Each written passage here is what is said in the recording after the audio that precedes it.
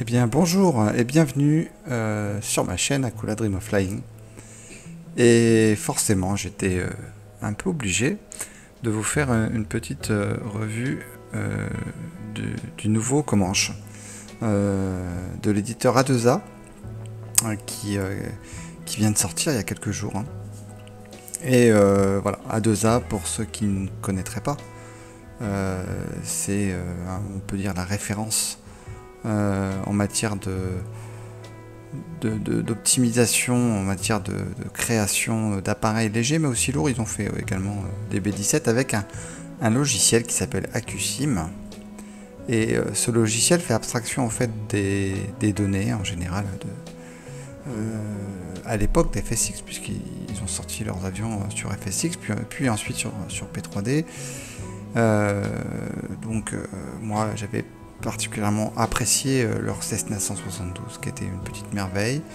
À l'époque malheureusement j'avais un ordinateur qui n'était pas très poussé, donc les FPS étaient aux alentours de 15-20 dans le meilleur des cas, donc j'ai pas pu vraiment apprécier cet appareil dans sa fluidité, mais en tout cas sa modélisation était au top. Et je les suis bien depuis donc pas mal d'années maintenant. Et aujourd'hui, j'attendais avec impatience, bien sûr, qu'ils nous sortent leur premier avion. Ils devaient initialement sortir un autre appareil, un bimoteur très rapide. J'ai plus le nom en tête. C'était un Cessna de mémoire. Bimoteur, c'est un appareil qu'ils avaient réel, ainsi qu'ils ont aussi un Comanche. Et cet appareil a eu un accident. Ils ont eu un accident. Ils étaient en train de faire des prises de son, d'enregistrer les modèles de vol, un peu comme ils ont fait pour le Comanche là. Et ils ont eu un problème de train et ils ont dû se poser. Ils ont pu se poser sur la piste, mais le train rentrait et l'avion a eu énormément de dégâts. Donc ils ont abandonné le projet. On comprend pourquoi. C'est un avion qui coûte très cher en plus. Et ils avaient le Comanche en autre avion. Et ils se sont dit, allez, on avait prévu le Comanche en deuxième, bah, on va continuer l'aventure, on va refaire toute la modélisation pour le Comanche, donc prise de son, enregistrement des paramètres de vol. Le tout, toutes ces données ont été enregistrées et mis dans AcuSim, comme je vous le disais, ce logiciel qui est là pour retranscrire en fonction des commandes de vol les paramètres réels tels qu'elles ont été enregistrées. J'étais un peu sceptique au départ, j'avais un peu peur d'MSFS par rapport à ça, et le résultat est au rendez-vous. Ça fait 2 ans donc qu'ils ont travaillé sur cet avion, et c'est un sans faute. Ils ont attendu vraiment une release parfaite. Pas de bug, en tout cas pas par ma connaissance, de ce que j'ai pu voler avec, aucun souci. Et la modélisation de l'AcuSim donc est vraiment au rendez-vous. Vous volez vraiment comme un vrai Comanche. Voilà, c'est exactement les mêmes caractéristiques de vol. L'avion a de l'inertie sur les commandes. Voilà, c'est pas... c'est vraiment très intéressant. Là, vous êtes vraiment dans la sensation de vol. Donc, on va voir ensemble tout ça en détail. Oh, j'imagine que vous avez déjà regardé plein de vidéos. Moi, j'ai pris mon temps. J'ai voulu faire quelques vols avec. Je suis parti sur un modèle usé, pas un modèle neuf, même si esthétiquement, on voit que cette livrée est plutôt jolie. C'est une livrée que j'ai trouvée sur leur forum. Et un peu moderne, c'est vrai que ça change un peu des livrées un peu vieillottes. J'ai voulu une livrée un peu moderne, puisque j'ai équipé cet appareil de tout ce qui va bien en option, voilà, pour l'améliorer. Et donc on va voir ensemble bien sûr la tablette, les éléments de bord. On va faire un vol complet aujourd'hui. On va partir de LFNC, Mont-Dauphin, et on va se diriger vers Cannes-Mandelieu, LFMD.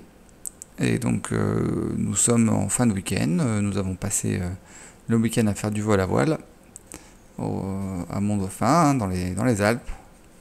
et nous rentrons vers notre villégiature sur la côte cannoise. Rien que ça. Allez, on se retrouve après le jingle pour le cockpit et la présentation de ce fabuleux avion.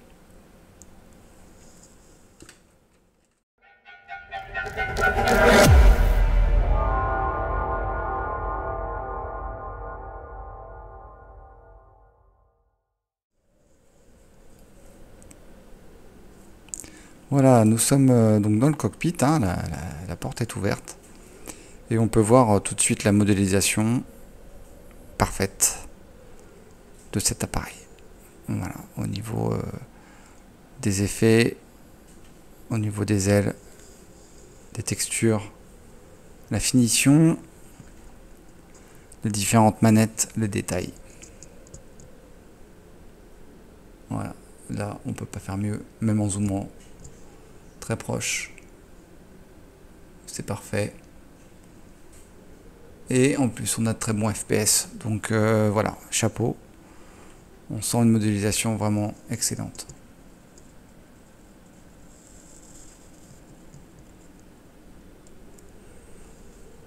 Pareil pour l'arrière, hein.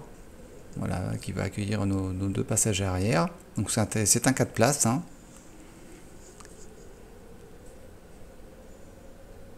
Voilà.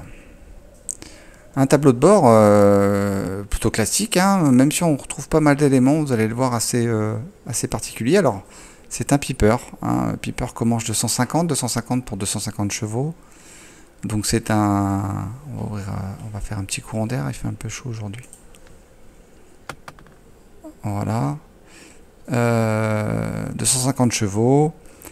Donc une vitesse de croisière honorable. On va pouvoir voler à 130-140 nœuds, hein, sans problème, ce qui est plutôt bien. Tout est modélisé dans cet appareil. Ça a un coût, hein, 45 €, je crois environ. Mais vous en avez pour votre argent. Bon, c'est cher pour un petit avion VFR, mais si vous devez en avoir qu'un, j'ai envie de dire, bon, bah c'est celui-là, parce que là, vous allez vraiment pouvoir vous entraîner aux procédures d'urgence. Vous allez pouvoir vous entraîner à la gestion des moteurs. Vous allez pouvoir vous entraîner avec un modèle de vol qui excelle parmi tous les avions déjà présents en jeu. Il y en a des très très bons, hein.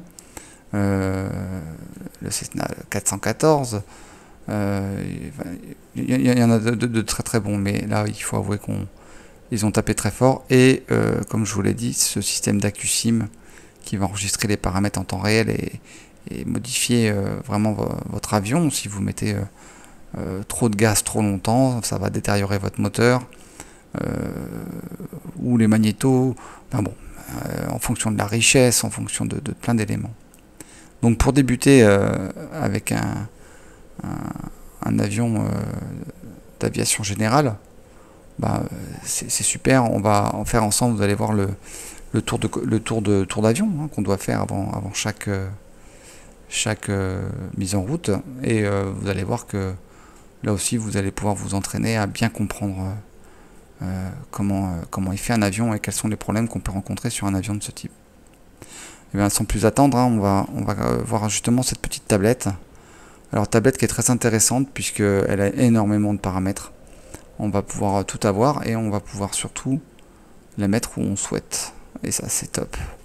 Donc on peut la mettre ici sur le siège, on peut la mettre sur la droite, un peu plus haut sur la droite, devant nous, ou carrément ici en haut à gauche. Voilà, et bien sûr on peut la ranger. Donc pour l'instant on va la laisser là. Et on va regarder, là on voit dans la première page info de vol, le QNH, la visibilité, la température extérieure, la précipitation et les différents vents. Voilà, donc ça c'est plutôt classique, mais c'est important de le retrouver quand on veut préparer son vol, à quoi s'attendre. Ensuite, en fonction du carburant, on va avoir l'estimation, etc., etc. Donc ça aussi, c'est des informations qui sont pas mal pour la partie aircraft. Et puis on va retrouver un petit onglet pour avoir toutes les checklists. Voilà, donc ça, on va utiliser bien sûr ces checklists et aussi toutes les checklists d'urgence. feu électrique, le moteur qui a des sauts, des problèmes de température d'huile, enfin voilà, perte de pression de carburant, etc. etc. C'est en anglais, certes, c'est une société anglophone, donc voilà, pas de traduction. Et puis ici, dans l'onglet contrôle, on va avoir la possibilité d'activer ou désactiver tout ce qui est batterie, magnéto. Plutôt que de le faire en cockpit, vous allez pouvoir ici mettre les lumières, si vous voulez pas, quand vous êtes perdu, mettre les landing lights, vous savez pas où est-ce qu'elles sont, vous pourrez cliquer ici. C'est vraiment quelque chose de pratique. Voilà, moi je ne les utilise pas, mais ça, pareil pour la ventilation, cabine, etc. Je préfère utiliser les switches dans l'avion. Et puis on a un mode autopilote qu'on va pouvoir aussi déconnecter, mettre en mode halt ou en différents modes. On va voir, on va pouvoir suivre un VOR par exemple. Et différentes options comme ici le gyro drift, gyro sound, cockpit persistance. Donc un drift du gyro compas, ça c'est classique sur tous les avions. Donc moi j'ai mis l'option, voilà, il y a une légère dérive qui se crée. Cockpit persistance, et bien tout simplement le fait que si vous laissez un bouton, par exemple une alimentation de carburant sur main ici, bah, quand vous allez quitter et revenir, bah, le bouton sera sur main. Donc si vous ne faites pas un bon arrêt, vous retrouverez vos petites erreurs peut-être à la prochaine mise en route. Persistance par livrée, moi je l'ai décoché puisque je veux que cette persistance affecte n'importe quelle livrée. Je veux pas que chaque livrée ait sa persistance. Donc ce petit switch là, si je le laisse sur main, il affectera toutes les livrées de cet appareil. Ensuite, visible passager, oui bien sûr. Et puis Restrict Parking Brake, c'est un peu comme le 737. Pour désactiver le parking brake, si vous appuyez sur la clenche, ça marche pas. Il faut freiner et appuyer sur la clenche. Voilà. Donc, et pareil pour mettre les freins. Et voilà. Sinon, si vous désactivez, vous avez juste à enclencher le parking brake sans avoir à freiner. Ça fonctionne. Mais le vrai fonctionne comme ça, donc je le fais comme ça. Et puis différents volumes. Dans les options avancées, un 3-way gear switch, donc la manette de train, original prop lever, c'est cette partie là, donc pour les RPM moteurs. Donc soit on a le bleu qu'on connaît tous, soit sur le Piper il est comme ça, il est noir. Alors on peut les confondre, mais bon, moi je préfère l'original. Il y a un mode VR ici pour les turbulences. Donc moi je suis pas en VR, je suis en écran plat, donc voilà. Et puis turbulence train, pareil, on peut régler l'intensité. D'ailleurs, je vais booster un petit peu pour voir ce que ça donne.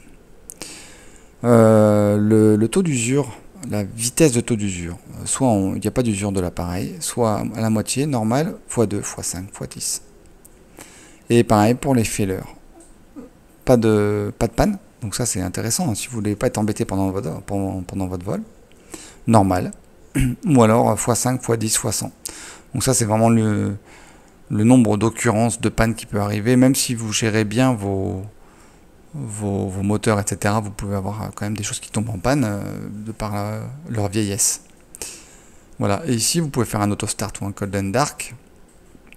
Et puis ici on reviendra après, ça va être un petit pushback en manuel qu'on va faire ensemble.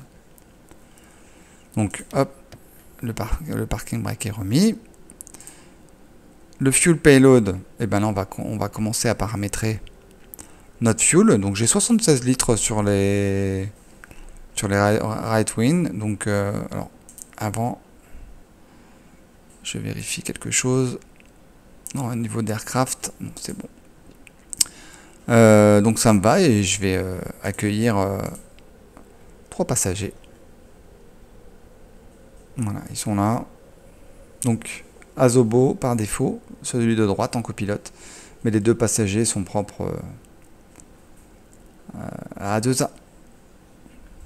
Et puis les bagages, j'ai mis 44 kg. On check ici qu'on n'ait pas de soucis de centre de gravité. On est dans la plage, on est bon.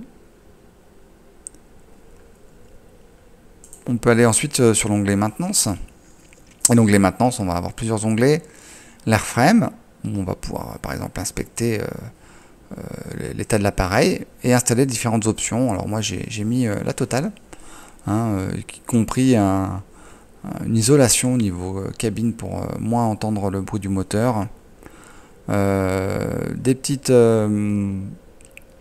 fairings, enfin c'est pas des fairings, c'est les stabilisateurs tips, donc c'est pour que l'appareil puisse aller un peu plus vite, sans quoi il peut y avoir des dégâts qui se fassent au niveau des gouvernes de profondeur. Donc on le voit en extérieur ici. Ce sont ces petites options là. Voilà, elles sont là. Voilà, je l'ai mis. On peut mettre les types tanks, les réservoirs d'aile additionnels. Ça lui donne un autre genre, c'est aussi sympa. Mais en l'occurrence aujourd'hui, voilà, je ne vais pas les mettre. C'est bien d'être en natif comme ça. Alors, on voit ici que le manœuvre spin est de 129 miles par heure et si je mets les types tank, c'est 144 par défaut. On peut aller plus vite avec les réservoirs puisqu'en fait il a plus de poids et donc on peut se permettre d'aller un peu plus vite sans endommager la partie d'aile. Donc c'est à prendre en compte. Et de même quand on a les types tank, au niveau des types ils sont là, il y a 15 gallons pour les types tank, ici au niveau des réservoirs à enclencher. Et quand on les enlève, et bien là on voit que c'est sur off. On peut toujours les mettre, mais on voit bien que ils sont in-up. Voilà, ne pas se tromper. On peut faire un inspection, comme je disais, pour l'airframe. On verra après. On va faire notre tour d'avion. Ici, on a un onglet moteur avec un pourcentage d'huile et on choisit l'huile en fonction de la température. Je vais rester sur le 20W50 et les bougies. Alors moi je suis resté sur des bougies de base massives, mais sinon il y a des filaments fins et on peut bien sûr les nettoyer. On peut changer tout le moteur. On peut faire une inspection. On voit qu'il y a pas mal de verre. Je vous dis, j'ai pas mal volé avec. Et le starter a des petits soucis. Donc quand vous cliquez sur un élément, ça vous donne précisément par exemple pour le starter montre son âge. Donc voilà, il y a pas mal. C'est pas grave, orange, il n'est pas cassé. Rouge, il serait cassé.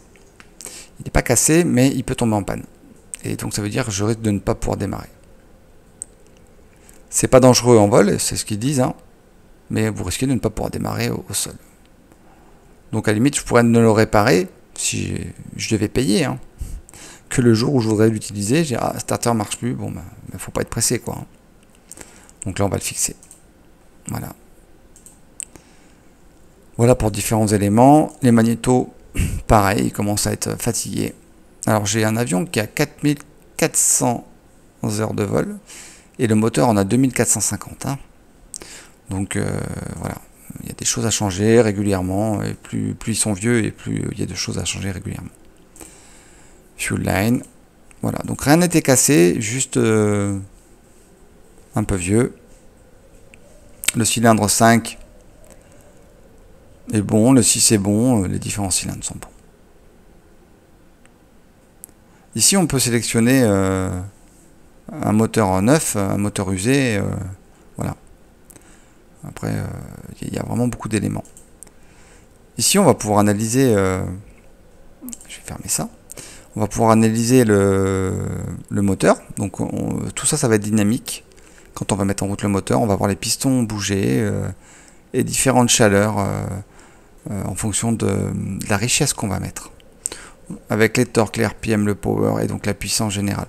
Donc ça va être super intéressant, ça vous permet déjà de comprendre avec les magnétos par exemple comment fonctionne un moteur d'avion en fait. Donc c'est hyper didactique, c'est vraiment sympa. Et l'électrique système, on voit qu'on est sur la batterie, on n'alimente pas de cockpit, on n'a pas allumé. Et puis voilà, et quand on aura le moteur démarré, l'alternateur sera alimenté, il alimentera le cockpit et il viendra nous charger la batterie. On a différents breakers de fusibles, donc on vérifie qu'ils soient bien tous dans le cockpit, mais là on voit qu'ils sont bien tous mis en place.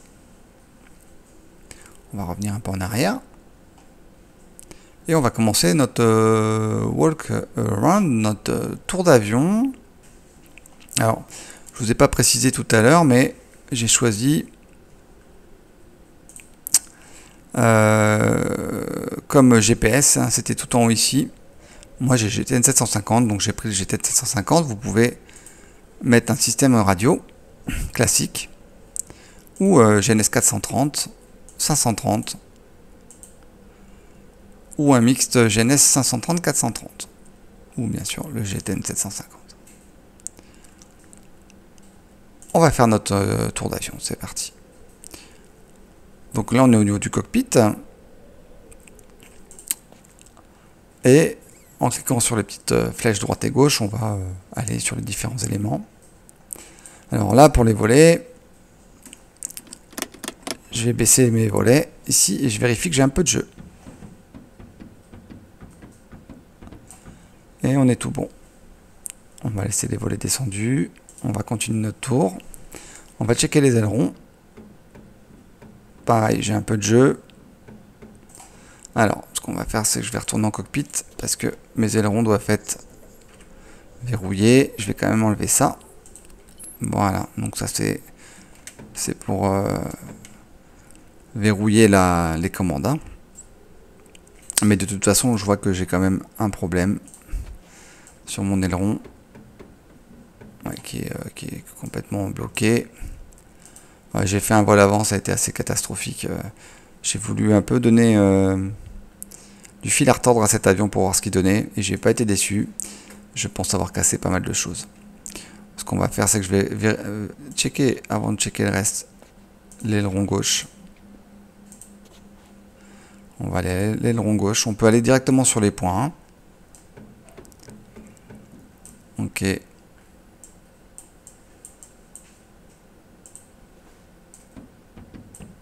Ouais, ok. Alors, on va faire un aspect airframe. Ok. Donc, j'ai l'aileron droit. Alors, j'ai les freins qui sont un peu usés. Donc, on va les changer.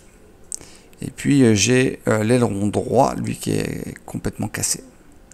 Voilà, et IGM, voilà. Donc là, il faut surtout pas décoller avec ça. Ok. Voilà, et là mes commandes de vol elles répondent bien, parce qu'avant elles ne répondaient pas. On va pouvoir refaire notre walk around, notre tour. Ok, ça on avait fait pour les volets. Ah, ça va beaucoup mieux. Donc vous voyez, en faisant notre tour d'avion, on a détecté que là, mon aileron, il avait un problème. Donc après, j'aurais pu le faire directement ici, en fait. Dans maintenance, faire un check. Pas besoin de retourner dans le cockpit. On continue. On vérifie au niveau des lumières, donc en bas, en bas vous avez la possibilité de voir ce que vous faites. Donc aile droite, les lumières. Donc on vérifie que les lumières éventuellement fonctionnent bien. On les allume au niveau du cockpit, comme quoi tout est bon. Ou par exemple, vous pouvez très bien ici mettre par exemple la batterie sur on. Voilà. Et vérifier que vos feux de navigation, là, navigation instrument. Voilà. On peut checker les strobes. Ok. Et il y a les beacon lights qui sont sous les landing lights. Alors, pas de gauche, le droit. Ah oui, il fonctionne bien, il n'y a pas de problème. Voilà. couper la batterie. Et on continue notre tour. La lumière c'est bon, en tout cas pour l'aile droite. Et puis on a les tie-down ici, hein, donc les nœuds qui maintiennent l'avion au sol.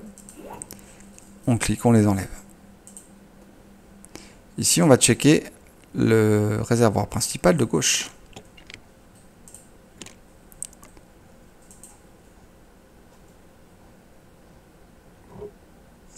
Et on vérifie qu'on ait bien du carburant.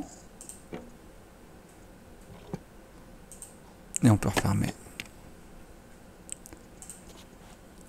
Ensuite, on enlève les cales de roue.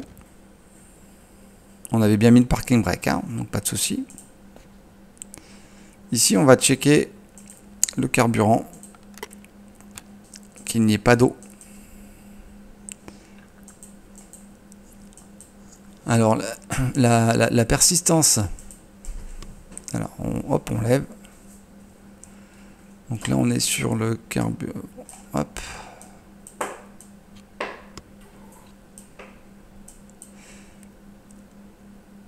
Voilà, là, il n'y a rien du tout. Central fuel sump, fuselage, on est bon.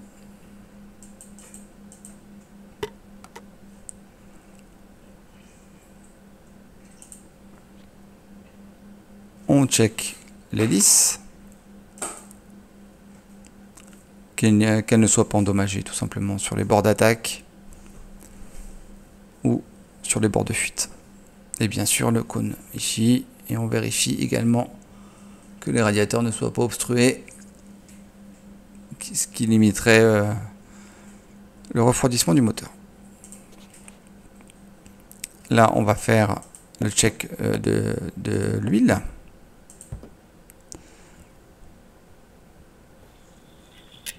Et on a 12 en maximum capacité, on est à 10, 11, on est très bien.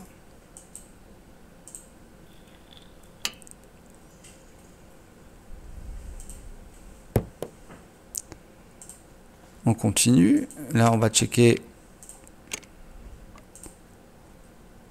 qu'on ait bien du carburant à aile gauche.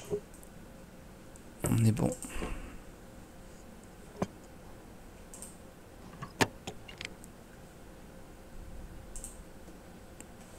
On enlève les cales de roue du train gauche. On enlève les cordes de maintien et la protection saut de pitot. On en profite pour checker que la sonde pitot ne soit pas obstruée ni endommagée. Même chose que tout à l'heure pour l'aile gauche. On va remettre la batterie. On va mettre les landing lights gauche. Et on va mettre les strobes. Ok, donc côté gauche c'est bon aussi.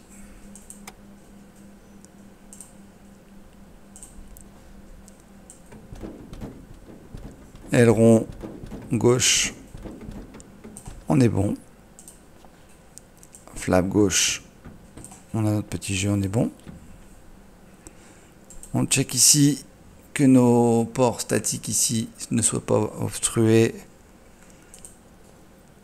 Et ensuite, on va faire un check de nos élévateurs et de notre gouverne de direction. Donc, gouverne de profondeur. Donc, c'est un ensemble complet, hein, comme vous le voyez, avec un système de trim hein, qui va être... ça va être nos trims, ici, cette petite partie ici. Quand on va trimer, ça va agir sur cette petite surface-là. Et quand on va agir sur le manche, ça va agir sur toute cette surface-là. Et notre gouverne de direction. Ok. Même chose pour le static port côté droit. Et là, on a la partie bagage. Donc, on a, j'avais mis tout à l'heure une quarantaine de kilos, ce qui correspond à 2 bagages. Si on met plus, on aura plus de bagages. Donc, ils sont là, puisque nos passagers sont chargés. On prend les bagages ici.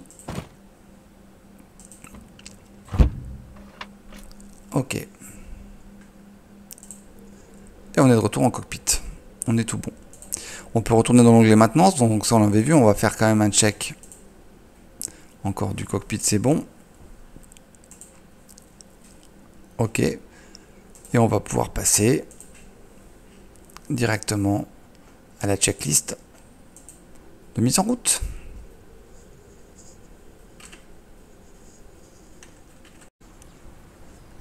Voilà, avant ça, on avait fait notre petit tour d'avion et j'ai oublié quelque chose d'important. C'est la petite attache ici à l'arrière. Donc on va retourner sur notre Broken World, voilà, et on n'oublie pas d'enlever la petite corde. On est tout bon. Allez, on retourne en cockpit. Et donc, on va pouvoir faire un petit pushback manuel, comme on fait avec les vrais appareils. Donc, on va cliquer ici sur le T dans la partie contrôle. Et puis, en fait, avec votre manche, donc on vérifie bien qu'on n'ait pas le parking brake sur on, aucun well shock, aucun tie down, etc. On peut laisser la porte ouverte, c'est pas très gênant. Et on voit que quand on agit sur le manche, on va tirer ou pousser l'appareil. Voilà, et on peut le guider. Donc c'est plus ou moins dur, hein. Si on braque, c'est un peu plus dur. Il prend de l'élan aussi. Et quand on arrête, on voit qu'il a de l'inertie. Voilà. Et quand on pousse, c'est pareil. Il avance doucement. Voilà, on va se mettre derrière pour la mise en route de l'appareil, de façon à être un peu éloigné des hangars et des conteneurs et des remorques à planeur. Voilà.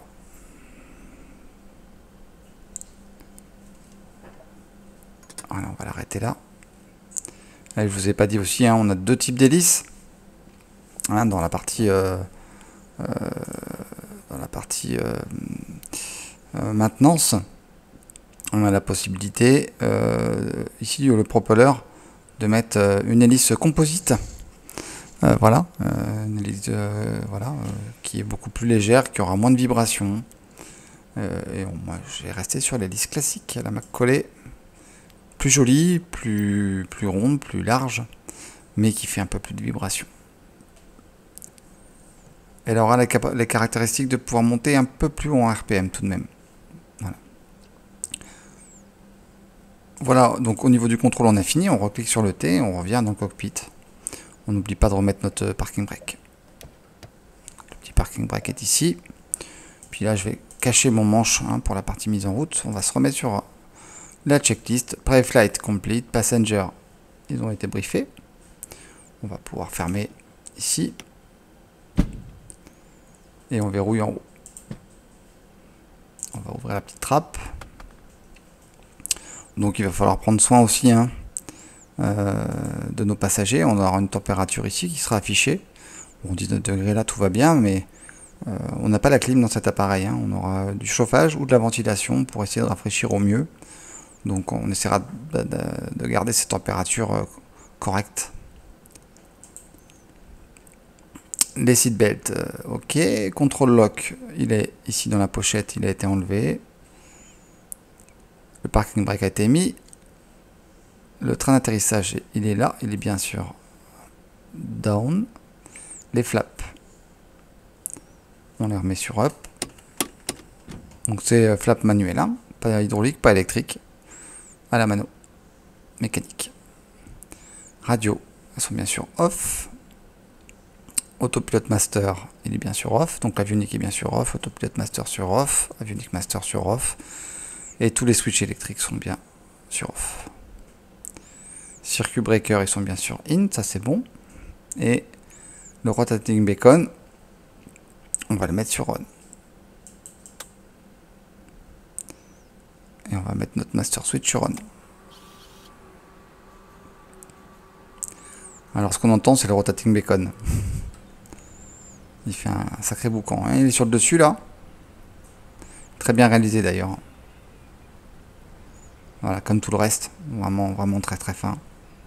Et on avait bien sûr nos navlights qui sont sur on, puisque ici on a mis en route nos navlights par ce petit curseur ici qui nous fait aussi l'éclairage. Non pas des navlights, non seulement des navlights, mais aussi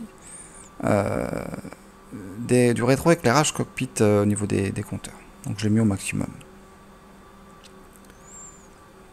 Et on va pouvoir démarrer notre moteur. Donc le fuel selector, on va se mettre... Bon, on n'a pas trop le choix là. Hein. On va se mettre les deux sur main. Mixture, on l'a pas sur rich.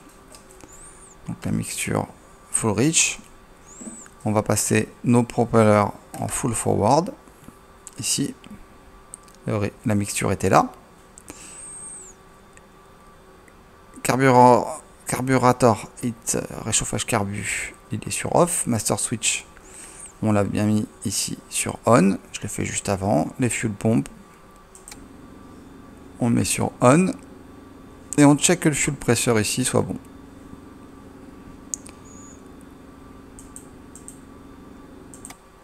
Et on recoupe. Donc là on était un peu bas, mais voilà, là c'est bon, ça va mieux là. Un deuxième petit coup de fuel pompe, ça va mieux. Et quand on coupe, bien sûr, le fuel pressure redescend. Donc on passe le fuel pompe sur off. Le primer ici, donc un petit coup à gauche. Ensuite une fois, deux fois, 4 fois, 5 fois. À peu près. Aujourd'hui il fait 19 degrés, on va pas faire ça de trop. Les magnétos sur bof. Propeller area. Ici on vérifie que tout soit clean, personne autour. Et on va pouvoir engager le starter en mettant comme un tout petit peu de gaz. Hein.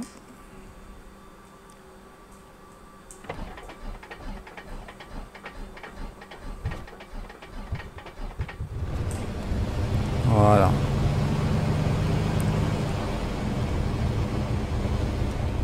Notre oraison artificielle qui se met en route. On voit qu'on a une légère pente. Hein. L'avion est légèrement... Attention, on va caler. Et j'ai calé. Hein, on a une légère pente. Hein. On voit que l'avion il est incliné. On va le voir en extérieur. Hein. Voilà, il a une inclinaison de 5 degrés. Donc on y pense à l'atterrissage. Hein. Faut pas être plat. Hein. Sinon on va toucher le train avant en premier. Et vous voyez, l'hélice est assez bas hein, par rapport au train. Donc ils ont modélisé la case de l'hélice. Si vous avez une panne de train d'atterrissage, vous avez une manivelle de secours ici. À ne pas confondre avec le switch train d'atterrissage ici.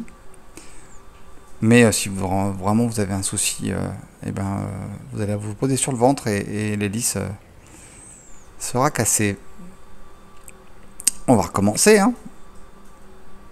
On va mettre un peu plus de gaz. Donc j'étais certainement... faut mettre un peu de gaz au départ. Hein. Voilà, là il repart bien. Bon, je vais rester à 1000 RPM. Donc là je règle mes throttles pour me mettre ici à 1000 RPM environ. Pour que le moteur chauffe. Ok. Là on est bien lancé, ça tourne droit. On vérifie la pression d'huile, donc le fuel pressure il est bon. Au niveau carburant on l'a vu, on est bon. Et la pression d'huile ici elle est bonne. L'ampérage ici, on voit qu'on a l'ampérage. Et la température d'huile qui est encore un peu basse. Normal. D'ailleurs si on va dans l'onglet maintenance maintenant, je vais fermer. Voilà, c'est plus calme. Ah, écoutez ce son. On a l'impression que le moteur il est juste devant nous là. Superbe. Donc on entend plein de petits bruits. J'ai eu des problèmes moteurs aussi lors de précédents vols. Et on entend vraiment des bruits parasites au niveau du moteur. On dit qu'il y a quelque chose qui ne va pas. Donc c'est vraiment un sixième sens qu'on arrive à avoir avec cet avion. C'est superbe. Le fameux moteur justement. Engine Analyzer. Où là on voit les gaz d'échappement. Et en fonction de la mixture par exemple, on va voir ici, voilà la couleur qui change.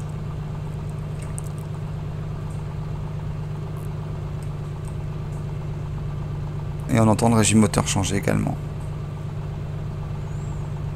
Donc là on est à 3000 pieds. Donc j'ai une mixture qui n'est pas en full rich, hein, on l'a vu. Sinon je serais un peu trop riche. On va chercher ici à avoir au moins du vert sur les 4 premiers cylindres, quitte à avoir un peu d'orange en dernier. Si on met un peu un peu moins de mixture, on risque d'avoir de recaler le moteur. Donc la mixture ici, hein, je suis à peu près 50% de mixture, mais on a 3000 pieds, ce qui est normal. Et pour l'électrique système, on voit que notre alternateur alimente et notre cockpit et notre batterie. Et toutes les valeurs sont bonnes. La batterie, on l'a vu, elle se vide. Tout à l'heure, enfin on l'a vu. Et donc si je reste longtemps sur la batterie, au bout d'un moment, je peux la recharger. Il va nous dire combien de temps il va falloir pour recharger la batterie. En l'occurrence, l'alternateur va mettre 1 minute pour recharger notre batterie au maximum. Ça va aller très rapide, on n'a pas utilisé la batterie très longtemps. On revient sur notre checklist. Et on va passer maintenant. Donc la mixture, hein, donc pauvre jusqu'à ce que on fasse un bon réglage.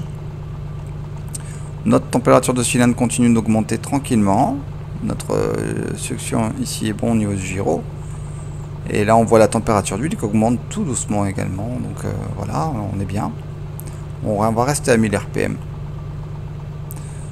En extérieur, pour vous montrer un peu le bruit.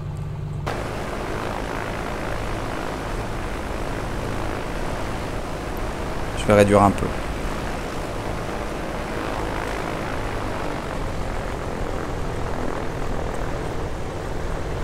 Voilà, maintenant que c'est un peu plus chaud, on peut tourner vers les 700 RPM.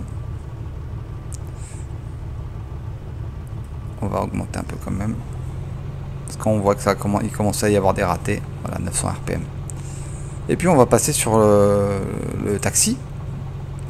Donc là on a un vent, hein, on le voit ici, on a un vent légèrement latéral. On va aller au début de piste là-bas. Et puis on aura un léger vent, mais très léger vent, hein, un ou deux nœuds, donc il n'y aura pas de souci. Et puis bonne météo aujourd'hui, hein, voilà, peut-être quelques nuages, on verra tout à l'heure, mais la bonne météo.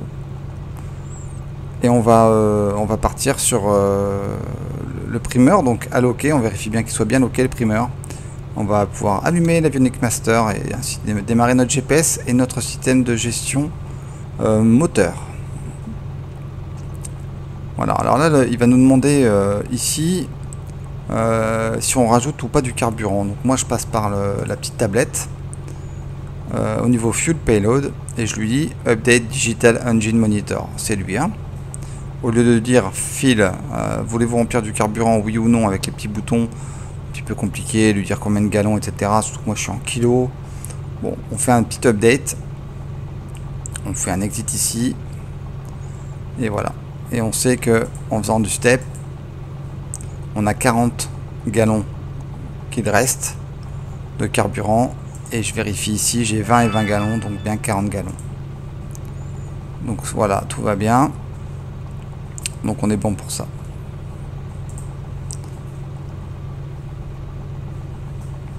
Donc on peut repasser en LF pour voir l'Europe, pour voir différentes informations. Il peut switcher sur plein d'informations. Ici, je vais quand même faire un petit zoom sur cette partie-là. Elle est quand même importante. Hein, vous avez ici la map, donc la puissance, hein, des gaz. Voilà, ça c'est vraiment mon levier. Et puis vous avez les RPM qui va être géré avec et la map et le levier des RPM. Ici vous allez avoir la consommation en gallons par heure. Ici vous allez avoir le nombre de gallons restants de carburant. Et l'endurance. Voilà. Ensuite on va avoir ici le pourcentage des chevaux. On avait 250 chevaux, donc plus je vais mettre de gaz et plus ça va me donner le pourcentage de chevaux utilisés de l'avion. Les températures des différents cylindres, le fuel flow et le GT. Voilà.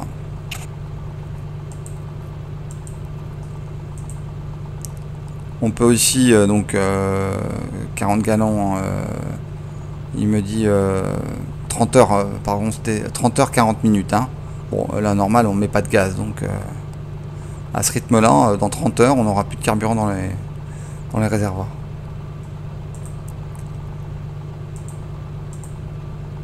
La consommation, voilà, donc différents infos, plutôt pas mal, c'est plutôt intéressant, ça va beaucoup nous aider à régler la richesse moteur.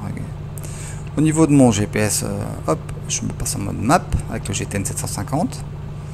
Et puis, on continue notre checklist. Donc la Phoenix Master, on l'a vu, on l'a mis sur on.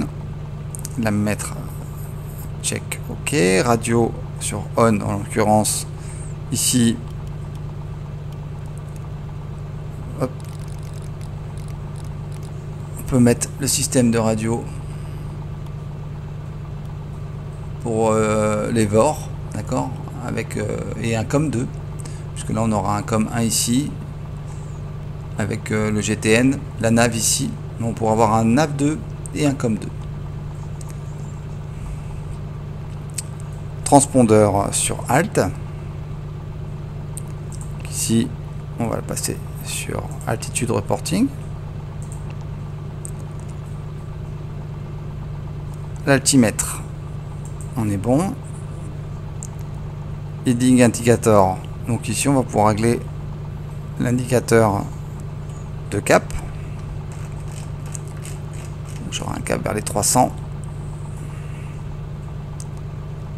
On vérifie que les landing gears soient bien sur vert allumé, donc elles sont bien sur down. Et puis les nav lights, on les allume, parking brake, on le release. Et on fait un premier check de frein. Je vais mettre la tablette maintenant. Sur le côté droit. Voilà, là où ça ne me gêne pas au niveau des boutons. Un premier check de frein. On met un peu de gaz et on freine tout de suite. Voilà, comme ça, si on s'arrête pas, au moins on peut tourner. Et on est parti.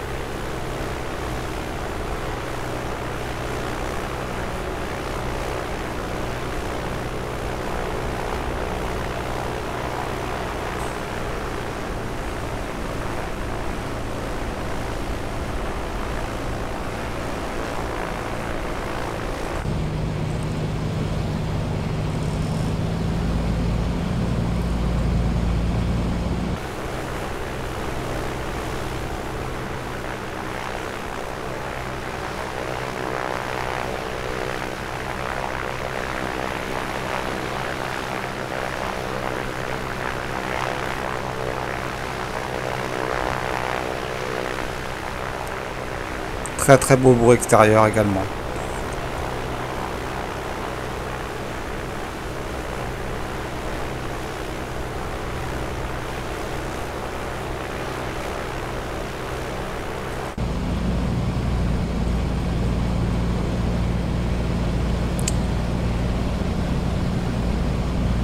On va ensuite se mettre dans un coin. On va se mettre là pour le run-up, c'est pas mal.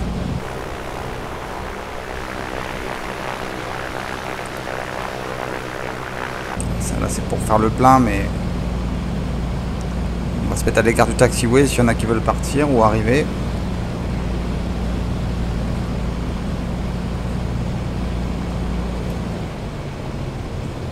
On met le parking brake. Donc on se met dans le vent, mais là le vent est quasi nul. Hein, voilà, on a un nœud, c'est pas très gênant. On met les freins. On check la quantité de carburant, pas de souci. On se met sur les réservoirs qui vont bien. Là en l'occurrence on n'a pas de doute, on en a que 2. La mixture on l'avait vu, on était pas mal.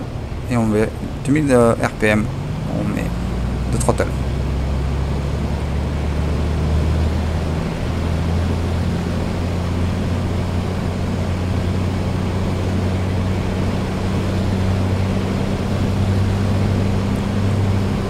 Et là on va passer le magnéto sur 1, on va vérifier qu'on perde au maximum 125 de RPM. Je suis à 2000. Je suis à 1009, donc je suis pas au-dessus de 125. Pour le droit, ouais, bah, je suis à 125. 120, 125. Et on remet sur bof.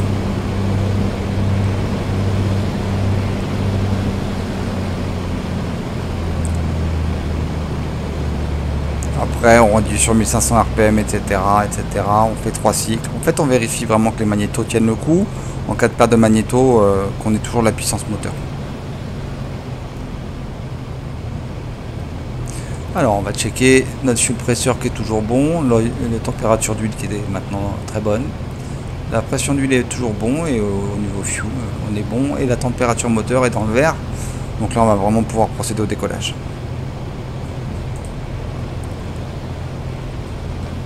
On va continuer le roulage.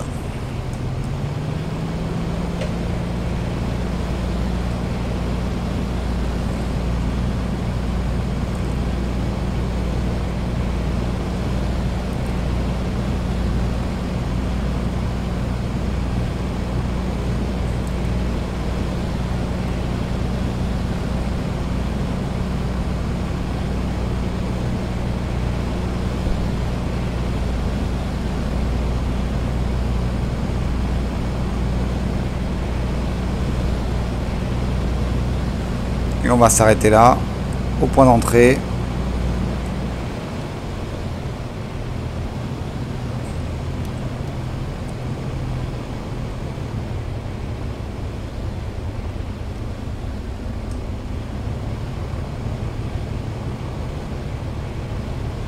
Et on va pouvoir checker nos commandes de vol.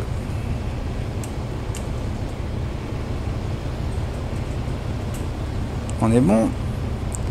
On vérifie que l'élévateur trim, donc il se trouve au-dessus, hein, sur la partie du haut, c'est une manivelle, il est bien sûr neutre. Les portes sont bien verrouillées. Les volets, on va mettre un cran de volet. On est quand même chargé. Le fuel selector, c'est bon. Fuel pompe, on va les remettre sur on pour le décollage.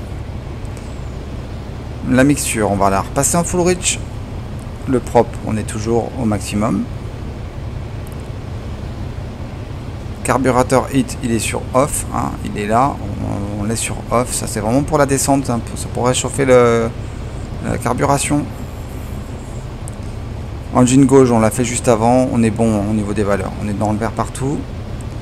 Pitot heat, j'en ai pas besoin aujourd'hui, mais je vais quand même le mettre. Le pitot heat, que je me rappelle, il est là. Et puis les strobes, bien sûr, hein, un mettre sur on, et on va mettre aussi nos landing lights. Donc très bon éclairage.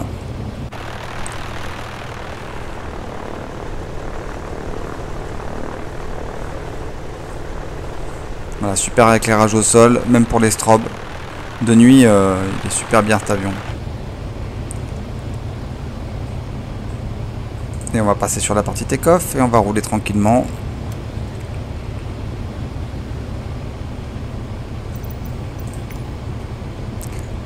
On va dire au copilote de gérer la tour.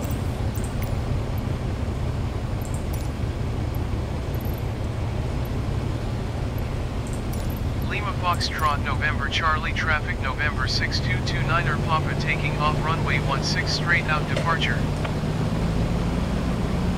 Et on roule. On va refermer les petites trappes.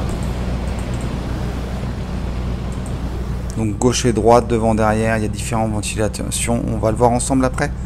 Il y a vraiment un son stéréoscopique énorme.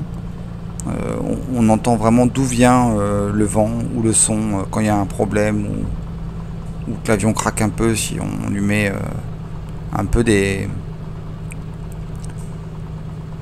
dans le manche, comme on dit. Si on est un peu violent avec lui, on va entendre des petits bruits de grincement, de craquement. La même chose pour le moteur si on a une mauvaise gestion de moteur.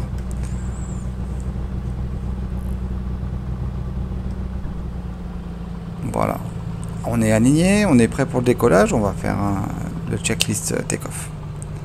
Donc throttle, le rotate est à 85 miles par heure. Ensuite gear up, flap up. Et on fera une centaine de nœuds notre montée. Allez, on est parti.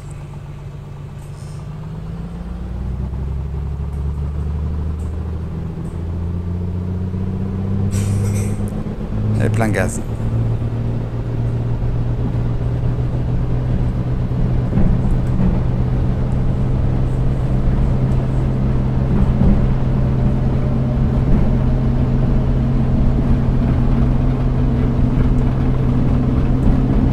À 5 mètres par heure, on monte légèrement le nez et on est décollé. Et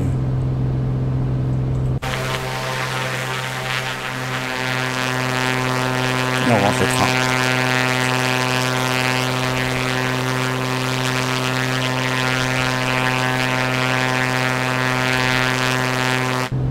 Alors on l'entend bien d'extérieur, hein, et on rentre les volets.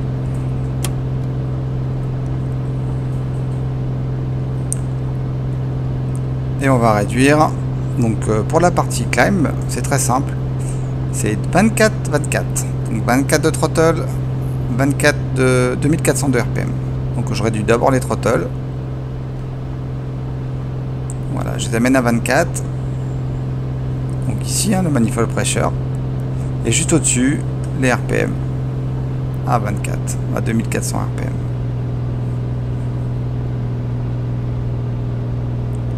Et je vais faire ma montée comme ça, à peu près entre 500 et 1000 pieds minutes tranquillement. Voilà, on va laisser prendre 110 miles par heure, donc à peu près 95 nœuds.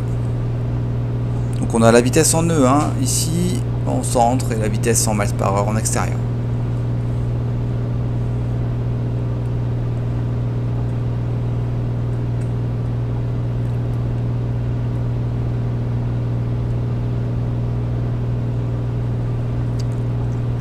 Voilà, train rentré, volet rentré. Et la mixture qu'on va réduire.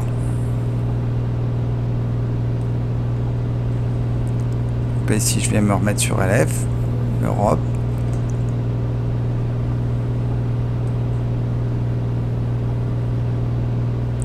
Et je vais vraiment chercher le pic que j'étais ici. On voit que ça cafouille un petit peu. Voilà, là, le GT il monte, la chaleur augmente, donc là on est pas mal sur 14 là. Si je réduis encore un peu, ça, voilà, le moteur il cafouille. On va rester sur cette valeur là. On peut aussi contrôler bien sûr avec la tablette. Pour la partie donc très agréable à piloter. Hein. Voilà, on va en parler après, mais le modèle de vol est excellent. Donc pour la partie maintenance, voilà, on voit notre moteur, Engine Analyzer. On est dans le vert là, on est bien. Donc vous voyez, j'ai fait un réglage avec mon EGT ici et j'étais dans le vrai. J'aurais pu aussi, si je remets la mixture au maximum, on voit ici, on est beaucoup trop riche. Et là, on arrive dans le vert et là, on est bon. Par contre, si je réduis encore pour être totalement dans le vert, on va voir, ça va cafouiller. Voilà, j'ai une perte de puissance. Donc, on va garder les deux cylindres arrière légèrement dans l'orange. Hein, ce qui correspond ici à mon pic GT. Donc, alors là, il me dit attention, c'est acheté du moteur numéro 5. Je vais remettre un peu de manifold pressure tout de même. Parce qu'au fur et à mesure qu'on prend de l'altitude, forcément, on perd de puissance. Donc, il a 389, il est un peu haut.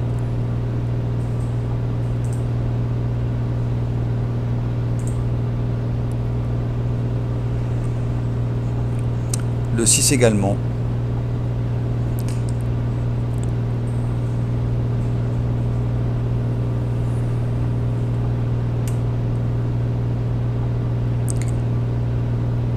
Je vais remettre un peu de richesse. J'ai peut-être un peu trop appauvri et en appauvrissant un peu trop, il y avait plus trop d'air par rapport au carburant. On va continuer notre route.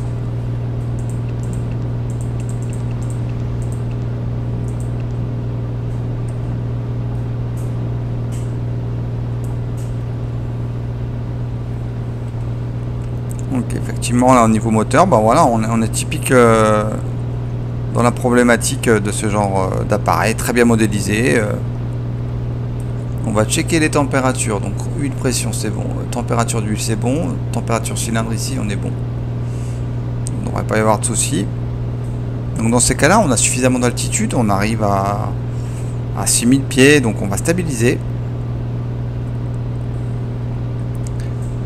Et je vais réduire à 2200. Enfin à 22 en mano. Et je vais réduire à 2200 RPM.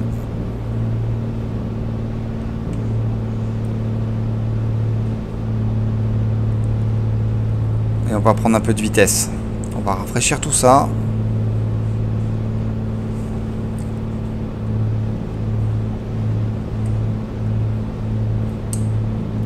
On va stabiliser notre appareil. Donc là, on a réussi à le stabiliser. Et puis on va pouvoir enclencher l'autopilote.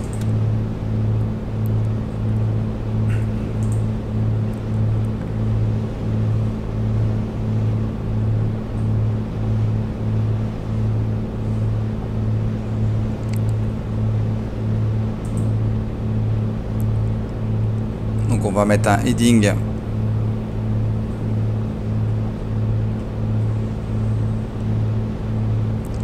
On va garder ce cap là et on va cliquer ici pour le passer en mode HD comme heading. Et là il va garder ce cap. Ensuite on va trimer légèrement pour bien le maintenir à l'horizontale. On a toujours des grosses températures sur nos deux cylindres arrière. Hein.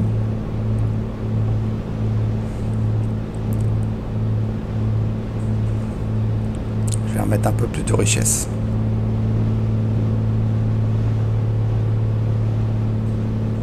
On a des petites turbulences avec les montagnes. Voilà, le 6 est redescendu. Le 5 est toujours un peu haut, mais on voit que peut-être il va redescendre. Je vais remettre encore un peu de richesse. Je suis peut-être un peu trop pauvre. Ouais, ça descend doucement. Ce que je vais faire, je vais au niveau des turbulences, je vais remettre le mode par défaut parce que là ça bouge pas mal quand même. Hein. C'était dans Flight Info Aircraft. Tac, contrôle. C'est forcément quand on cherche quelque chose qu'on ne le trouve pas. Si, c'est ici. Voilà, on va y aller mollo. Même si en zone montagneuse, c'est pas étonnant d'avoir ce genre de problématique. On a retrouvé de la couleur hein, pour nos cylindres 5 et 6. On a une petite baisse de puissance sur le 2. Mais dans l'ensemble, ça va. On a retrouvé une situation stable. Donc là, on est pas mal. Hein. On est sur du 2200, du 22 en mano. Je remets un peu de gaz. Et on va verrouiller notre altitude.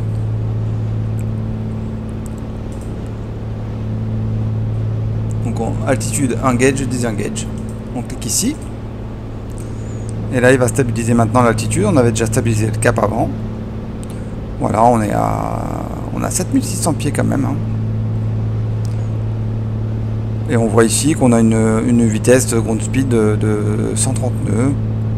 Avec un léger vent de face de 2-3 nœuds à peu près. Et on peut repartir sur la partie maintenance. Et je vais appauvrir de nouveau.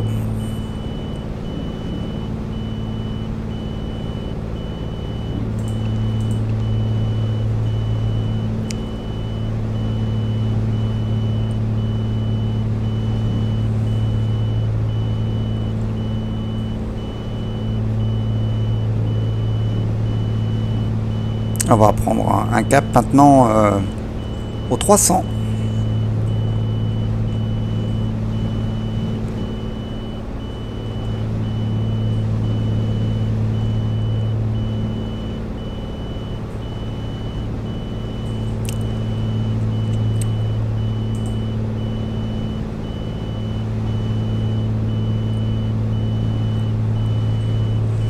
Et sur la partie de droite, vous avez un fuel flow.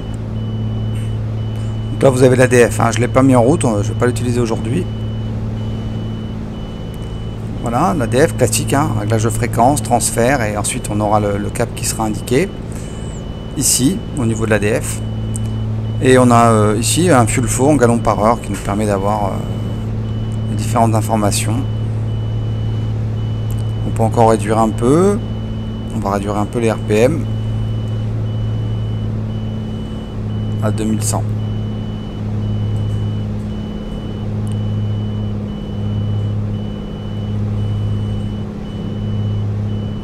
Et 22 en mano.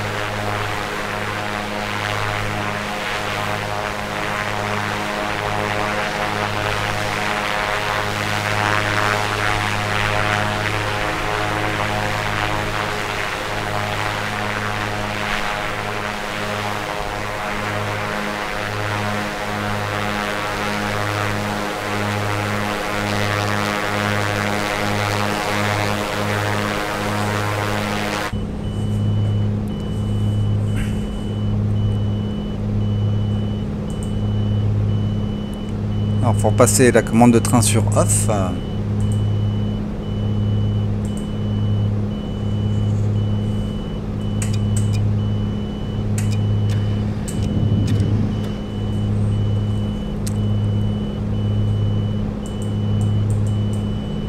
là je n'y arrive pas parce que j'ai ma commande de train mécanique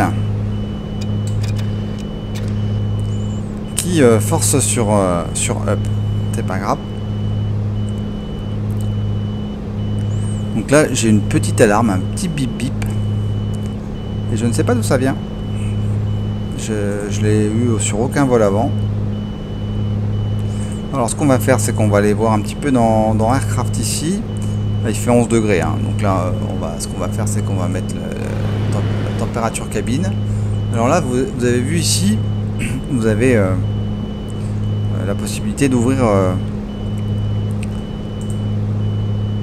la ventilation cabine à gauche ou à droite. Et là ça fait du boucan, hein. Et la température va forcément, en fonction de la température extérieure, elle va forcément être affectée. Moi ce qui va m'intéresser, ça va être de mettre la cabine heat ici. Je vais la tirer.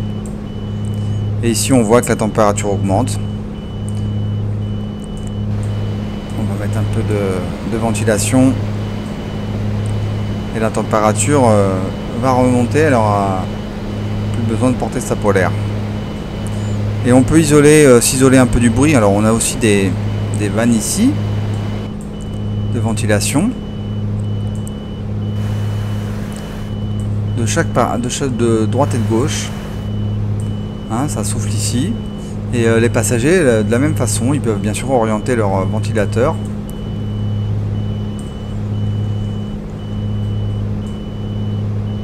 Voilà. Et voilà, 16 degrés, ça continue d'augmenter. Et derrière, ce qui va nous intéresser aussi, ça va être de nous isoler du bruit éventuellement. Donc on peut brancher notre casque. Et à partir de ce moment-là, voilà, on s'entend beaucoup mieux, même avec la ventilation. Voilà, ça va aller beaucoup mieux. Je vais réduire un peu la chaleur. Voilà, on voit que la flèche augmente et qu'elle diminue, hein. Voilà, c'est progressif, ça nous donne une petite indication. Je vais la retirer un peu pour augmenter la chaleur. Voilà, ça va augmenter jusqu'à 20 degrés, 20, 21 je pense, et puis la flèche va disparaître. Ah, c'est très fin, hein. C'est vraiment bien fait.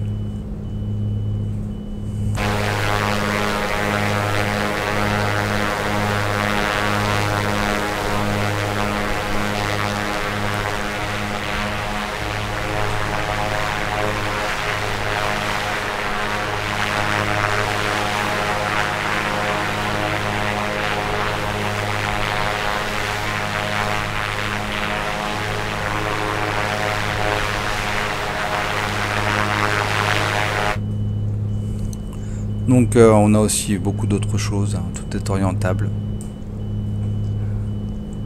La petite, on a beaucoup de lumière, hein. Voilà les pare-brises. Alors les pare-brises, si vous mettez un peu de G, si vous faites des manœuvres un peu hard, vous allez voir qu'ils tombent avec le poids. Voilà, ils sont vieux, hein. Ils tiennent plus très bien. Donc voilà. Ici on a l'éclairage, bien sûr, en cockpit, hein, général. On a un éclairage aussi pour l'arrière ici, pour les passagers. Et puis on a un autre éclairage ici pour aussi une lampe qui se trouve là. Et pour lesquels on va pouvoir régler les différentes luminaux.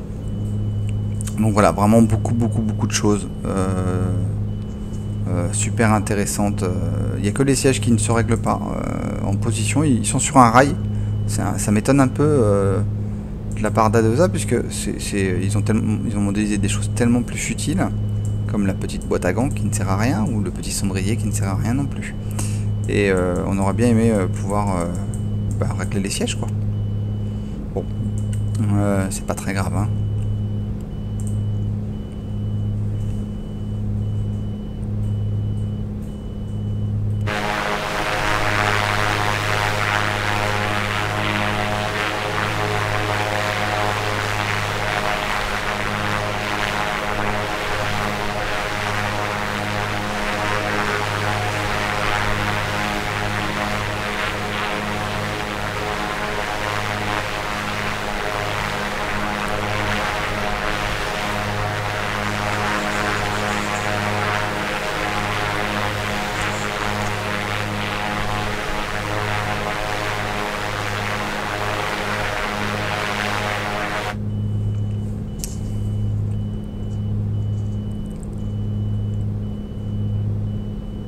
Voilà, là on est à 150 miles par heure en IAS, en vitesse indiquée. On a un ground speed de 156 nœuds, sur une conso plutôt faible, hein, 2100 RPM pour 22 en mano, donc pas mal. Une arrivée prévue dans 17 minutes et on va pouvoir mettre un peu plus de gaz. Je vais monter à 24. On est là, c'est au maximum, oui, parce qu'on est quand même à presque 8000 pieds, donc voilà, j'ai mis les gaz maximum et je vais remonter un peu en les RPM à 2200 tours.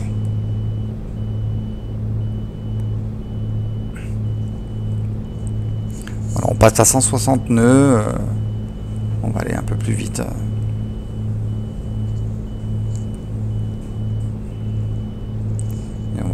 On va passer ce massif et on va prendre un cap légèrement à gauche. Cap 290.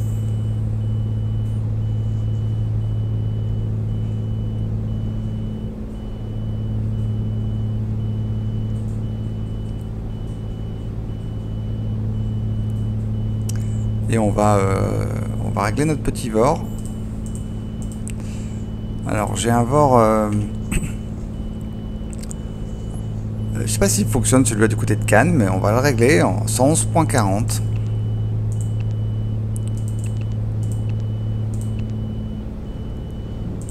Voilà, 111.40 ici. On va enlever le GPS.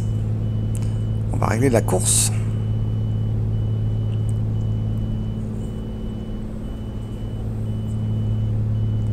Me dit qu'il est par là, mais là on voit la finition là aussi, hein. On n'est pas du tout sur du cran, on voit l'aiguille qui s'oriente doucement, hein, voilà, c'est vraiment parfait sur l'avionique comme pour le reste, c'est très précis.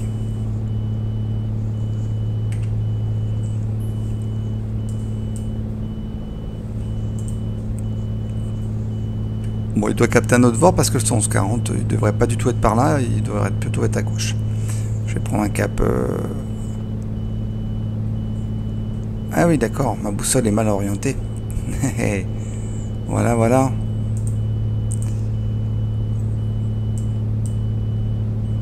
J'ai pas orienté ma boussole au départ, alors attendez, hop, on va enlever le... cap. Donc très simple, ici on va se placer sur ST, on va garder l'orientation de l'avion. Ici je clique, je suis à 151 degrés et je vais aligner 151 degrés mon compas. Voilà, donc ça c'est quelque chose que je n'ai pas fait.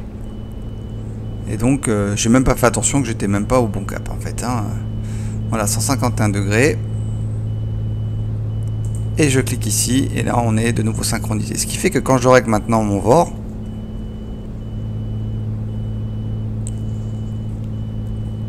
il est quelque part par là, et là ça correspond beaucoup mieux. Ok, donc ça on est bon. Et on va maintenant cliquer ici pour le track. On va lui demander de tracker le VOR. Et on va voir ce que ça donne. Mais là, il a l'air d'être pas mal. Il va réaligner l'axe et il va se centrer dessus pour maintenir ce cap. On fait un petit check au niveau de notre moteur. Donc au niveau carburant on est bon, oil pressure on est bon, l'ampérage et la température d'huile est bonne et la température cylindre est très bonne. Donc là on est très bien. On voit que tous les paramètres sont en dessous de la zone rouge. C'est parfait. Toujours le 5 et le 6 qui sont au plus haut. Alors c'est normal, hein, on l'a vu ici, hein, le 5 et 6. Ils sont derrière. Donc la chaleur du 1 et du 3, du 2 et du 4 vont forcément affecter le refroidissement de 5 et 6. Ça c'est totalement normal. Donc ce sera les moteurs qui auront toujours le plus chaud, on va dire.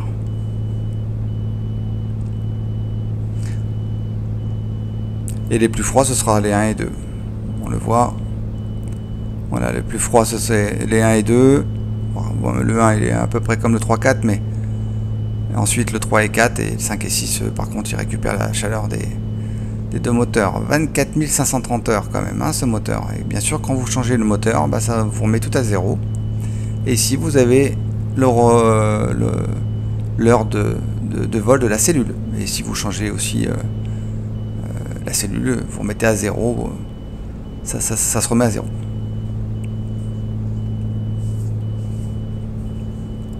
Voilà donc une vitesse honorable, hein, bon là on a 22 nœuds de vent arrière, quasi arrière, donc on a au moins 18 nœuds de vent arrière. Donc ici on voit que on a un ground speed de 174 nœuds, mais en réalité on irait à 160 nœuds, 155, 160 nœuds, à 2300 RPM, 2200 RPM pardon, c'est pas mal. On peut de nouveau régler le GT, hein, on peut rechercher de nouveau un pic, on est peut-être monté un peu. Voilà, dès que ça vibre, dès que ça tremble, on n'est plus bon. Hein.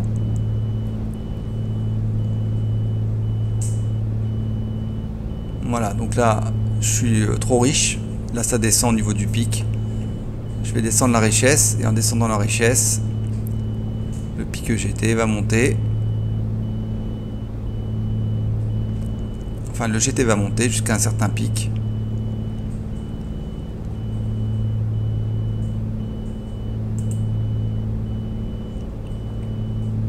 Voilà, on a le GT un peu plus précis ici. Voilà, on est l'INEST, il nous a dit l'INEST, donc on était trop pauvre. Et ici l'Europe. Je crois qu'il faut qu'on cherche à moins 15 environ. On va le mettre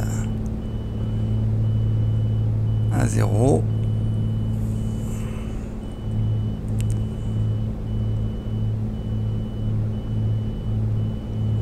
Je regarderai dans la documentation. Hein, ils indiquent bien à quelle valeur il faut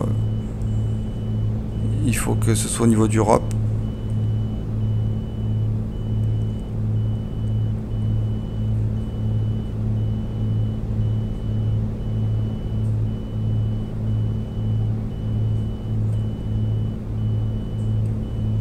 On est pas mal.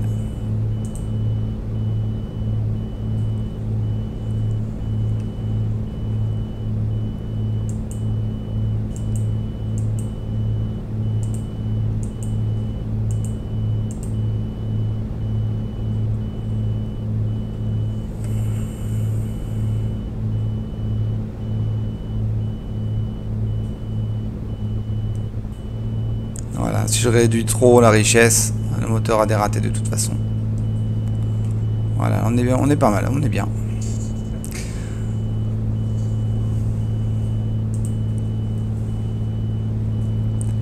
Voilà, on est à 7 minutes de notre arrivée.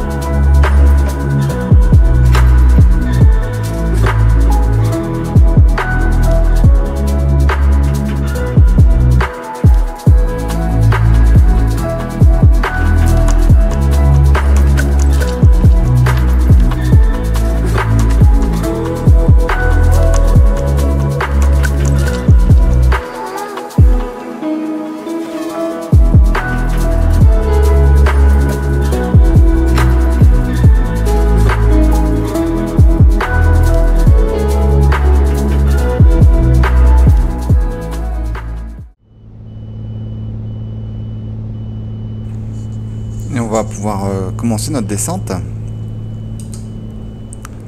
Donc on va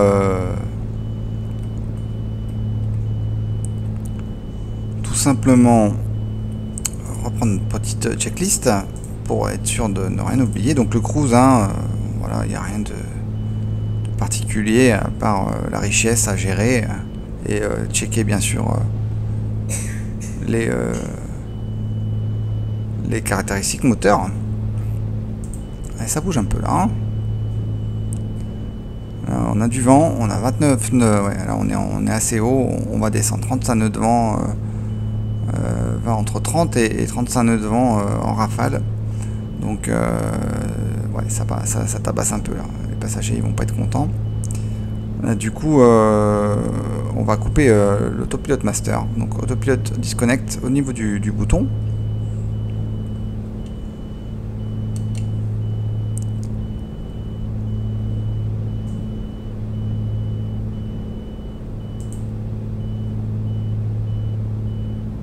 Voilà, donc là on a bien les indications et on voit qu'on reprend les commandes. Et on va réduire les gaz. Voilà. Il nous dit de mettre les fuel pumps sur on, mais à l'approche. Hein. Là on va descendre maintenant.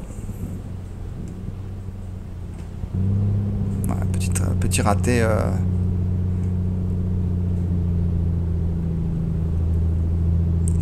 Donc les manifold pressure, je vais descendre à 15.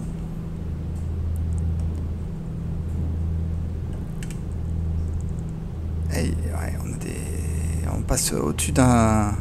On a des vents ascendants là, qui nous poussent vers le haut. Là je pousse le manche, mais... Voilà, on avait des vents ascendants en plein heure, c'est top, mais ça ne nous arrange pas vraiment pour la descente là. Je trime un peu vers le bas, voilà, gentiment. On va descendre à 1000 pieds minutes, un peu plus. On n'est plus très loin là, maintenant on est à 12 nautiques de la destination. Voilà, du côté de Cannes. Allez, 21 nœuds de vent arrière hein, quand même. Hein.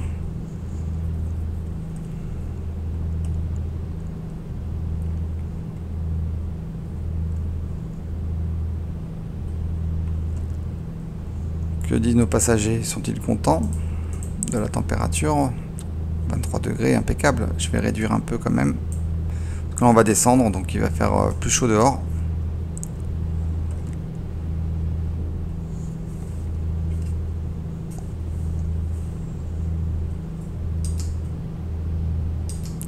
Voilà, je règle la caméra, excusez-moi.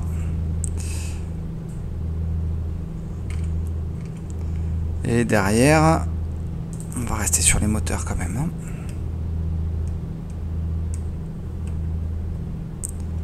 Et on réduit encore.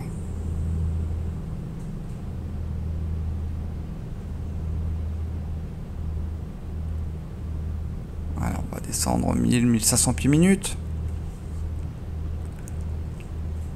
Et on va faire un petit check de décrochage, juste pour voir s'il est conforme.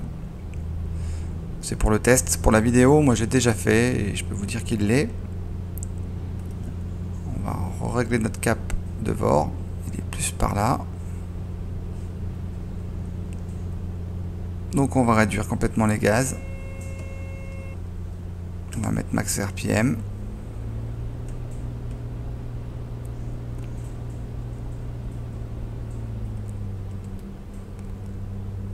On va garder le palier.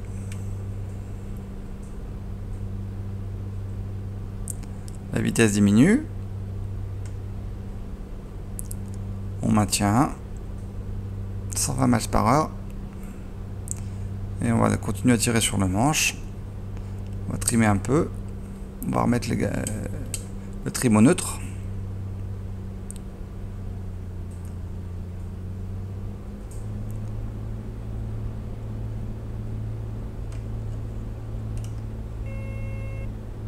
Ça, c'est la petite alarme de train d'atterrissage.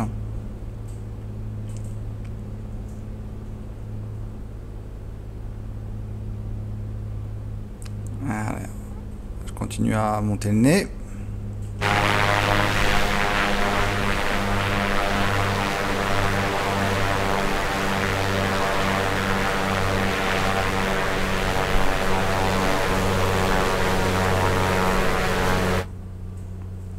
« 80 miles par heure. On palier toujours.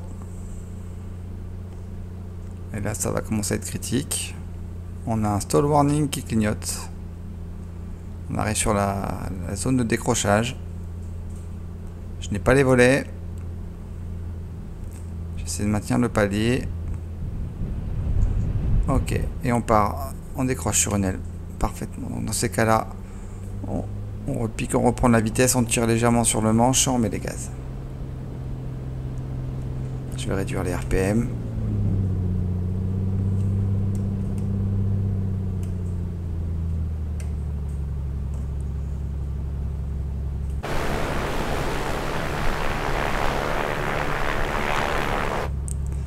On va contacter la tour de Cannes. Con Tower November 6229er Papa is 5 miles west 5,000 feet with Alpha to land. November 6229er Papa Con Tower. QNH 29er decimal 9er 1 wind 275 at 6. Fly left base runway 17. Enter left base runway 1729er Papa. Ok, on prend la piste 17. Donc celle qui plonge dans la mer.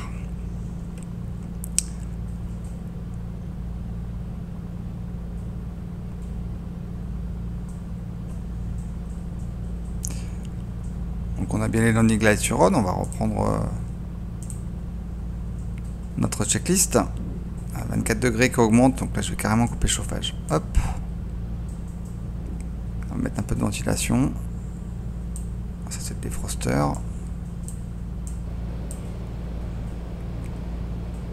Voilà, pour baisser un peu la température. Et notre checklist d'approche, donc airspeed 120 miles par heure, gear down, etc. etc. Flaps, on va mettre les flaps au maximum.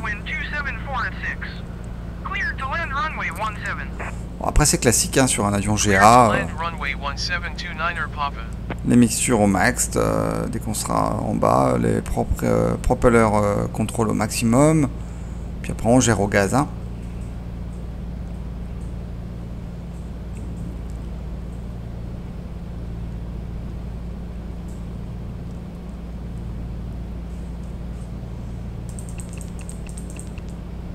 Voilà, on a notre piste 1 qui est dans nos 5 heures.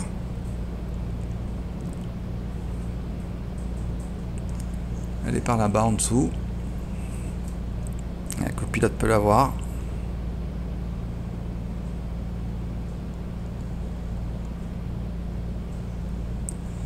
On continue notre descente.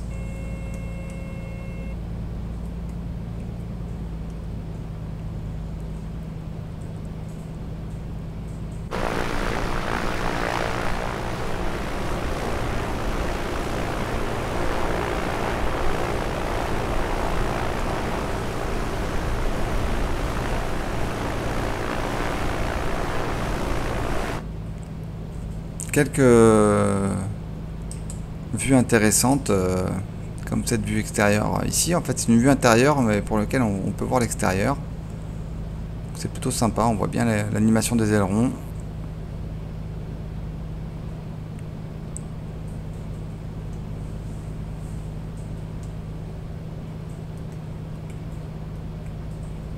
Et puis des vues extérieures qui ont été bien travaillées.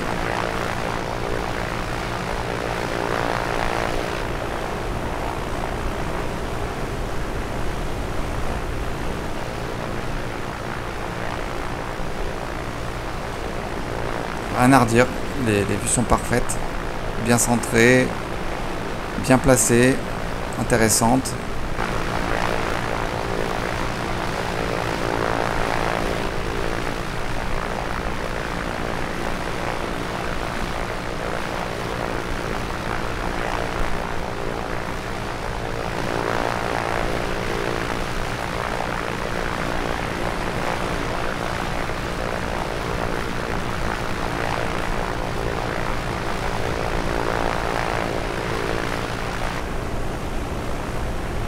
Très bel avion.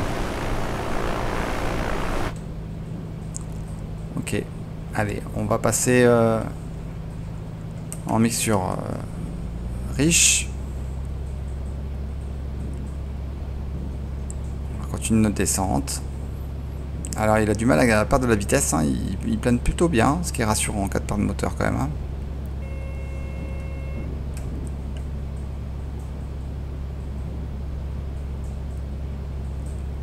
Et on va faire un petit tour, donc on a notre piste là côté gauche. Et on est un peu haut.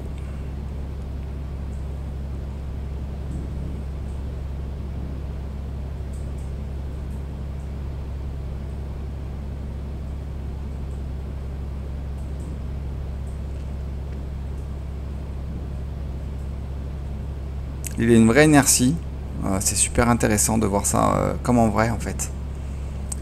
Une vraie, ouais voilà, vous voyez, avec les perturbations, les ailes, voilà, c'est bon, c'est franchement du jamais vu. Je crois que c'est le meilleur modèle de vol d'avion, d'aviation générale que j'ai vu sur MSFS jusqu'à aujourd'hui. Je parle même pas de la partie gestion moteur, etc., qui est super intéressante. Mais tout simplement, en plus une avionique moderne si on le souhaite, bon, c'est un sans faute quoi. Donc voilà, au niveau du modèle de vol, voilà, on sent bien, les virages on les ressent. En VR ça doit être terrible, terrible. Un grand bravo à 2A hein, pour ce travail. Allez, on va passer en full RPM.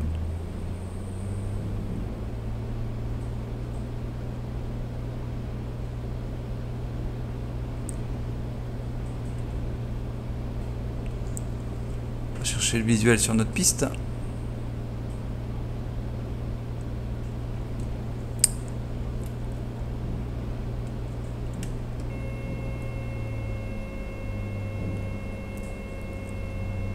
Carrément couper les moteurs. On va descendre un cran de volet. Et on va descendre le train.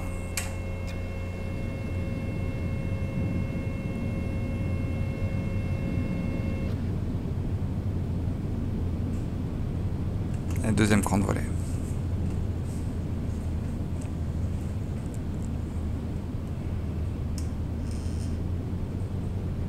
On va chercher pareil les 80 nœuds. Alors on peut voir au niveau de la checklist, hein, mais pour le landing, il nous dit 90 miles par heure.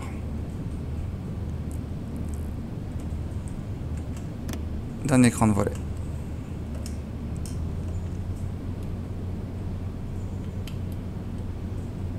Voilà, j'ai retrimé au neutre.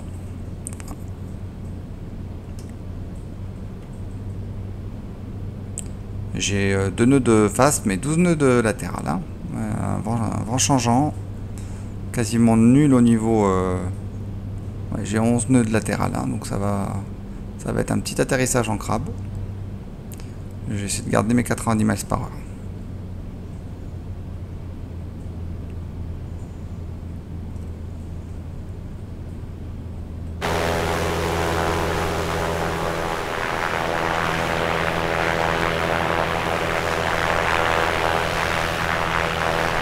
Donc très intéressant de voir que là aussi c'est très bien représenté.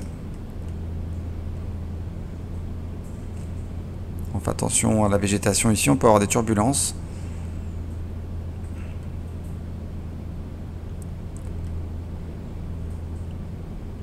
La manche à air n'est pas bonne, hein, elle est inversée.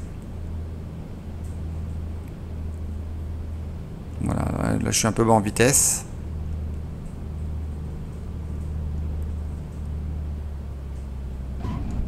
Et on est posé.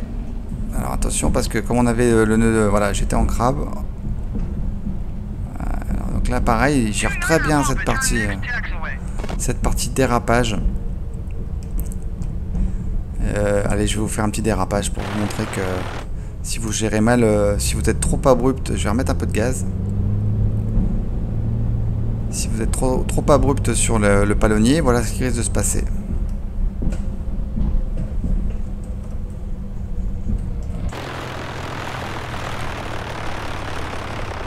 Voilà, avec un risque...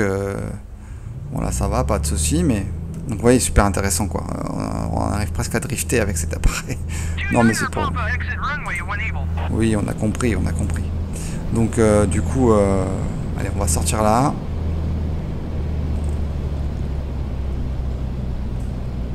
Et du coup, vous voyez qu'au niveau du sol, c'est quasiment...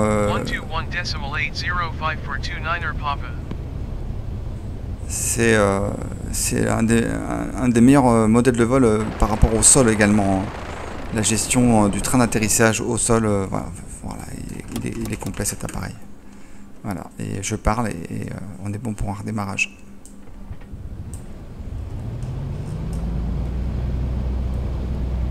Allez, on va aller se garer. Bon là il est bien chaud, il redémarre bien. Hein.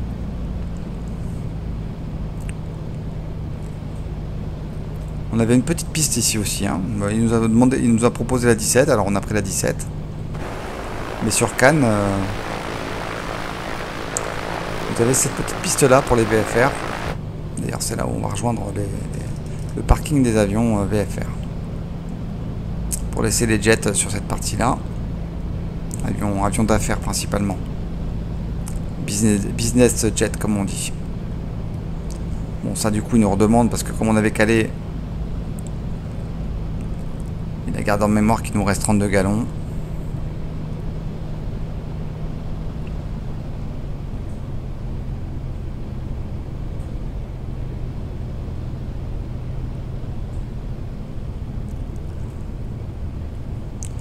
Je vais couper les landing lights. Les strobe lights. Fuel pompe, je ne les avais pas allumés. Ainsi. Je coupe.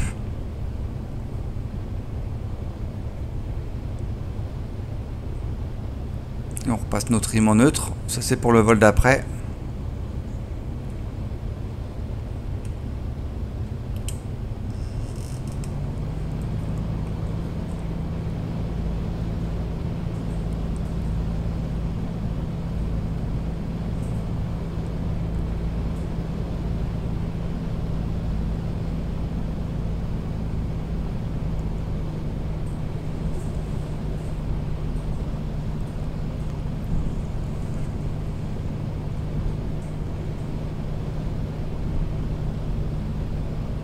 Ouais, on va se mettre là.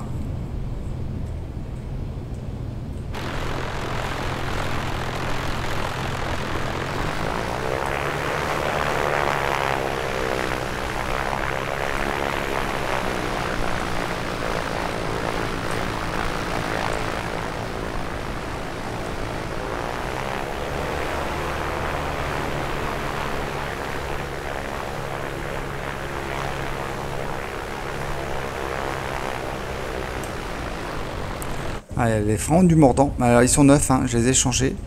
Et voilà, parking brake engagé. Et au fur et à mesure que... Voilà, on va laisser le moteur caler. Je mets la mixture sur off, les propellers sur 0. On va couper l'Avionics Master. Voilà, tout pilote ici. Bien sûr, il ne sert plus à rien. Les magnétos. Donc là, avec la lumière, on a du mal à... Hop, les pitot-heads et les rotating beacon. Et puis on peut bien sûr couper le master switch. On va ici débrancher notre casque, ouvrir la portière. Pour la partie down, le transpondeur, etc., l'Avionics Master, on avait quand même ça à couper. Magnéto, ils sont bien sûr off. Ok. Puis bien sûr, on peut remettre nos différents West Shock, tie down, control lock, pitot cover, ouvrir les bagages d'or. Je remets ma ventilation à 0. Pour retrouver, bien sûr, mon cockpit la prochaine fois dans un bon état. Donc ventilation coupée, etc. Et bien écoutez, voilà, on a fait le tour de ce super add-on. Voilà, franchement, voilà, les bagages sont là. D'ailleurs, la question que je me posais, c'est si je fais mon... On va checker quand même, hein, on va tout inspecter. Ok, au niveau moteur, pas eu de soucis pendant ce vol. Et au niveau de l'airframe, pas eu de soucis non plus. Donc voilà, on a bien respecté malgré notre petit drift sur la piste. Je vais checker oui, au niveau des bagages. Si on peut les enlever. Ah bah oui, on peut enlever les bagages. Bon bah ça j'avais pas essayé. Donc voilà, on clique, on enlève tous les bagages. Bon, écoutez, quand un avion vole parfaitement comme ça dès la version 1.0, c'est vraiment parfait. Voilà, on peut ranger cette petite tablette. Mais écoutez, je pense qu'on a fait le tour de cet appareil. Je pense que je referai d'autres vidéos parce qu'il est vraiment exceptionnel. Ça vaut le coup d'aller un peu plus loin dans la gestion moteur, ou en tout cas dans la navigation et dans la découverte de Microsoft Flight Simulator. C'est un appareil qui vaut le coup du coup d'être utilisé pour découvrir votre région ou d'autres régions du globe. Enfin là, on a envie de voyager. On a une persistance de l'appareil vol après vol, après vol, après vol, avec des pannes, une usure. Et si jamais vous n'utilisez pas votre appareil pendant un mois, vous aurez de l'eau dans le carburant. Vous aurez donc il ne gère pas que l'utilisation que vous en faites, il gère aussi le temps d'inactivité de l'appareil. Alors vous voyez, enfin il est ultra complet quoi. C'est vraiment un sacré boulot. Voilà, bah écoutez, j'espère que ça vous a plu. En tout cas, moi cet avion il me plaît bien. Et je vous laisse sur cette belle image canoise. On a peut-être un bateau pas loin. Bah oui, voilà. Sur cette belle image canoise. Avec ce piper Comanche 250 d'A2A qui est sorti il y a quelques jours. Et je vous souhaite de bons vols. Prenez bien soin de vous. Le meilleur et à bientôt.